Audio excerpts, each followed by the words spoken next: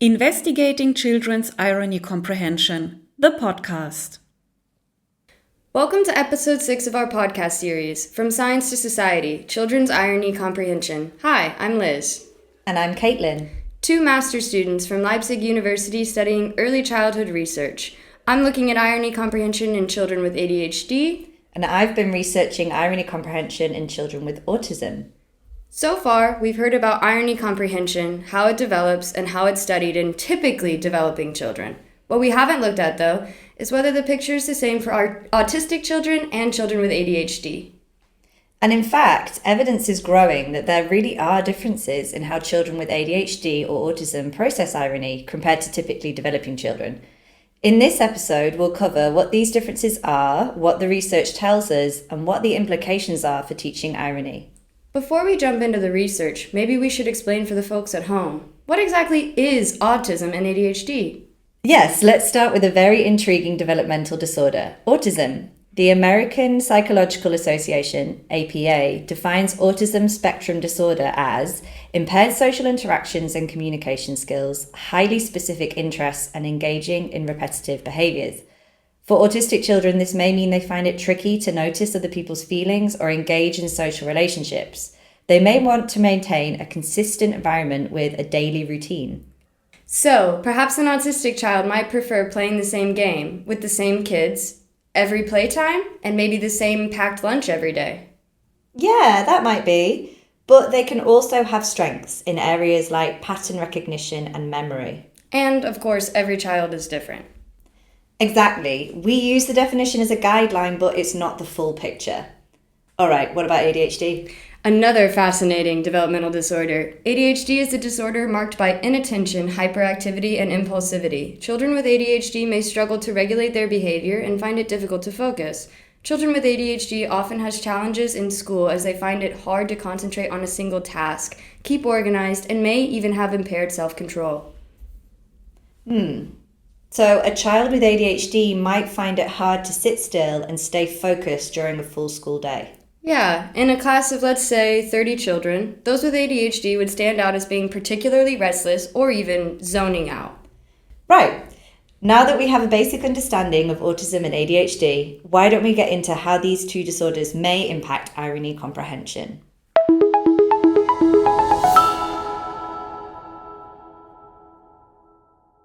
Now, I've heard that children who are autistic just don't get irony. Is that true? There isn't actually a straightforward answer. As I mentioned earlier, children with autism can have a hard time communicating, which means understanding social cues and context can be difficult. This might make it hard to interpret when someone is being ironic.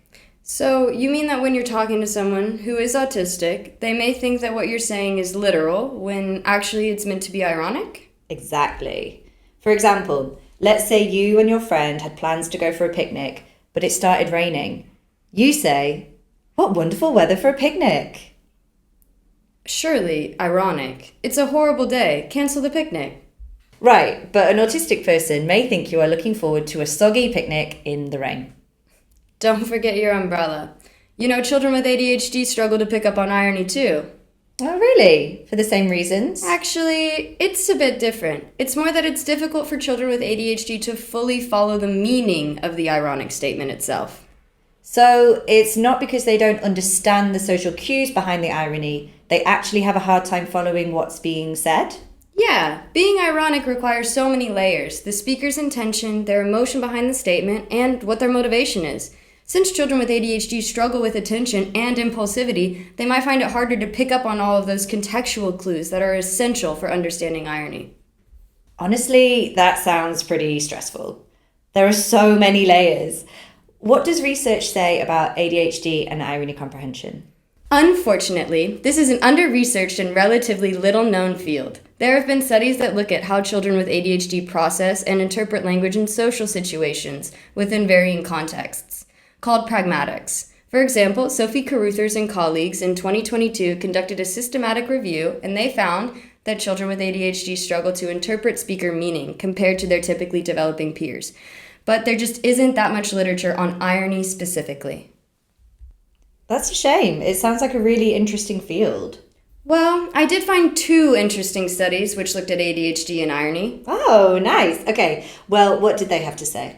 So, the study from 2024 out of Portugal by Regina Pinto Silva and Associates found that children 6 to 12 years old with ADHD did struggle to grasp ironic statements. But what exactly the underlying mental processes for this still needs explaining. Okay, so intriguing, but more research needed. As usual. Did the second study come to similar conclusions? Yes and no. Stéphanie Caillies and her collaborators conducted a study in 2014 in France. They tested children aged 12 to 16 with a battery of tests to measure executive functioning abilities. And basically, that's a lot of words to say that these researchers suggest that children with ADHD suffer from impairments to their social cognitive abilities. Wow, social cognitive and executive functioning abilities. What a real mouthful. Very generally defined, social cognition is also known as emotional intelligence. Have you ever heard that term thrown around before? However, social cognition is a child's ability to understand and interpret other people's mental states. So just what people say, but their behavior, expressions, and relationships to each other. Children with ADHD found this hard because aspects of their executive functioning, specifically second-order theory of mind, are impaired. Second-order theory of mind. Remind me. Okay, well, first let's cycle back to first-order theory of mind, meaning I can make a reasonable guess about what somebody else believes. For example, I know Professor Fuchs believes that we are coming to her lectures. So, what if she is late to her class? We don't have to worry because I know that Professor Fuchs knows that we believe she will be coming. She might be late due to the traffic. Got it. This is second-order theory of mind. So this skill is needed to understand irony and children that struggle with it. Exactly, because it is all about being able to see the layers of beliefs and thoughts in social interactions. Can we say then that children with ADHD have a harder time comprehending irony than children without ADHD? Yeah, but again, this is a relatively understudied field. But what does the research say about autism spectrum disorder and irony? Well, there's been more research than for ADHD, but still it's a complex picture. Some studies indicate that children with autism have difficulty comprehending irony, while other research shows that it varies based on factors like age and cognitive level. In 2023, Julia Fuchs from the University of Leipzig systematically reviewed 14 papers which had tested irony comprehension in children with autism aged 3 to 17. She found that some results showed significant differences and some didn't. Why did they vary so much? Well, Fuchs found that studies varied in the way they tested children, especially how they were paired with typically developing peers, and how the authors even defined irony. That makes sense. If the tests look at irony comprehension in different ways, I could see how that might lead to different results. Right, well, this one's interesting though. At the University of Milan in 2022, Francesca Panzelli and colleagues found that though most children with autism performed worse than their peers on irony tests, the highest scores in the whole study were actually from autistic children. 6 children with autism reached ceiling, which means they literally could not have performed better. How could the results from children with autism spectrum disorder differ so much from their peers? Actually, we don't know. This field is still pretty new. The factors affecting irony comprehension, whether individual or contextual, are part of an ongoing debate. Seems like there's still a lot of questions then about irony development and neurodivergence. So, with all of that, what do you think the future of research looks like? As with all research, these studies have limitations, and I think if we're looking to do future research, we should recognize these. You're right. I know one limitation we notice, which Fuchs highlighted, is that even the definition for the term irony wasn't consistent across the studies, which isn't necessarily surprising, but it certainly makes it harder to compare results. That and how studies choose different ways to match the neurodivergent participants with typically developing peers.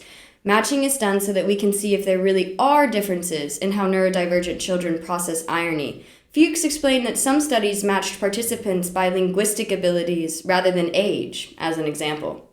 Can we say this is an area that might benefit from a more unified approach? 100%. Another limitation we noticed is that studies didn't mention how or when they diagnosed the neurodivergent children. We know diagnostic criteria can change from country to country and even within the same country. Of course, yeah. In some countries, diagnosing involves looking at different domains. Like in Germany, for example, they use a multimodal method. But this is not universal. Right. So this may mean different thresholds for the same diagnosis and a different understanding of that same disorder. Quite. Add to this the different measures and criteria for assessing irony comprehension, and we can see how things get complicated. Yup. Basically, what we know is that neurodivergent children may struggle to get irony for several different reasons. There's no single explanation in the current literature.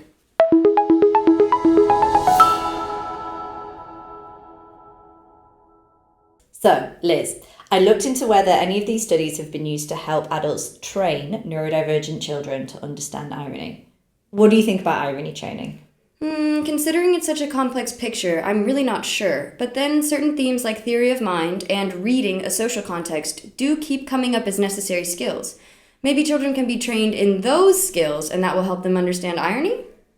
You know, that's a pretty good guess. Currently, there's no research which investigates whether children with autism can be trained to understand irony. However, research from the same Panzeri article I mentioned earlier suggests that teaching children with autism to consider other people's perspectives, theory of mind, may be beneficial. So you were onto something. Sweet. Yes for me. So current investigations focus on how to guess what other people think as a strategy for understanding irony? Exactly. In fact, a study from the Netherlands by Sander Begeer and colleagues back in 2011 gained some level of theory of mind training for children with autism. For example, this included coaching them on listening to others, perception and imitation, and how to tell the difference between fantasy and reality. But really, these results need to be replicated for us to make any serious conclusions. But what about children with ADHD? I'm going to go out on a limb here and say there's limited research. But is irony training a possibility? Great question. And I guess the truth is, I'm not sure. Since the study from Caillies found impairments in theory of mind from ADHD children, perhaps teaching theory of mind would be a useful intervention for them as well. Yeah, great point. Theory of mind all round. Could perhaps strengthening executive functioning also be a way to support irony comprehension? I mean, totally possible. As I'm sure you know, executive functioning involves attention, working memory, and maintaining focus, all areas which children with ADHD struggle with. I could see how training in these skills might help irony comprehension, seeing as there is so much to track and process when hearing irony.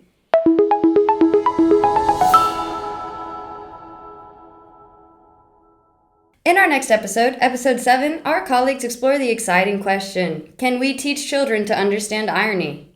Join the discussion about training and intervention and what the future may hold for improving irony comprehension in typically developing children. Investigating Children's Irony Comprehension, the podcast.